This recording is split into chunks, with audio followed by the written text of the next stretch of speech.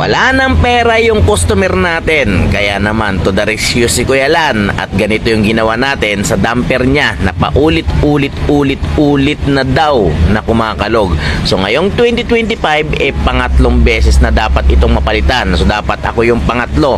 Pero dahil nga medyo kapos na si Bossing sa kanyang gastusan, talagang sige, re-remedyohan natin yan. Nakita nyo naman kung gaano kalaki yung clearance.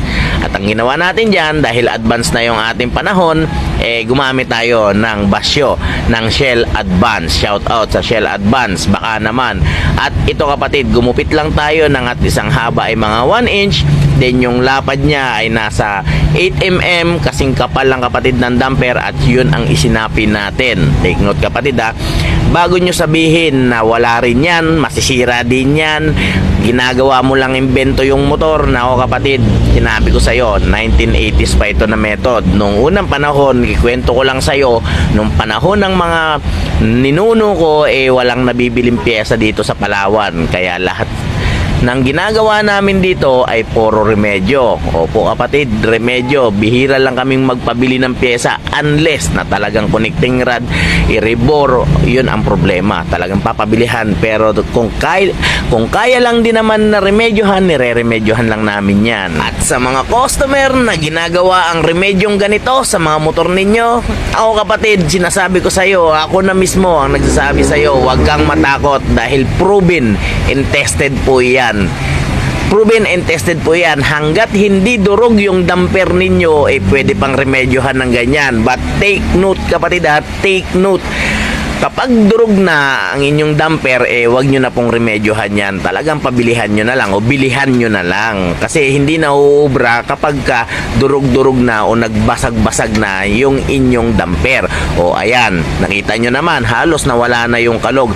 Pero kapag nakikita nyo sa screen, walang kalog yan. Pero sa pakiramdam ko dyan kapatid, nung time na yan, merong kalog yan. Kaya ang ginawa ko, nilagyan pa natin yan ng sapi sa nakikita nyong nilalagyan natin. O ayan, diba? O, shout out sa mga naka-sniper dyan. Kung nanonood ka kapatid, tanong ko sa'yo, kailan mo huling pinalitan ng clutch damper yung motor mo? Pa-comment mo nga dyan sa baba para magkaalaman tayo. Kailan huling napalitan ng clutch damper at nakailan ka na napalit sa clutch damper ng motor mo? O, shout out sa inyong lahat. Ngayon kapatid, kapag naisiksik na yung mga ginawa nating remedyo na plastic dyan, pwede mo nang ikabit yung cover niyan at pwede mo nang i-rebits. So ganun lang yun kapatid. Pero take note ulit kapatid ha, dapat kahit papaano may kunting clearance din yan. So alam na yan ng mga mekaniko. Alam yan ng mga mekaniko na kapag walang clearance yung ating clutch housing at yung clutch housing gear, hindi maganda para sa ating gear. So magkakaroon ng kain yan. So dapat merong clearance. So kapatid, sana may natutunan ka dito sa video natin ito. At kung may natutunan ka nga, baka pwede naman pa-share yung video, pa-like na din, at pa-follow na rin kami kapatid kung gusto mo yung mga ganitong klase ng tutorial. Gagawa pa tayo ng mas marami pa. Ko lang ito sa lahat ng mga mekaniko na medyo nahihirapan maghanap ng pyesa ng CT150 na Bajaj, yung bagong modelo nila. So dito sa El Nido, ang hirap hanapin ng pyesa nito, totoo lang. So ang ginagawa namin dyan mga kapatid, para hindi kayo mahirapan, i-rebore nyo na lang, tapos ang gagamitin yung piston ay pang TMX Supremo. TMX Supremo, starts kayo sa 25. Kailangan kasing i-rebore na kaagad hindi na kayo pwedeng gumamit ng standard dahil lalagotok na. So ang ginagamit namin dyan ay 25, then nire-rebore na lang namin, kasunod nun 50, tuloy-tuloy na yon. Kailangan lang natin i-valve pocket ng konti, kahit kunti lang kasi medyo mababaw yung pocket nito. Sa original kasi na Bajaj CT150, yung pocket niya ay masyadong malalim. Yun, kailangan lang baguhin lang yung pocket. So diskarte lang yan mga kapatid, kagaya ng piston ring ng Click 150, XRM 125, Mio I-125, pare-parehas lang ang piston ring niyan. Pwede mong ikabit kahit na pang anong motor yung halimbawa Honda, ikakabit mo sa Yamaha na piston ring.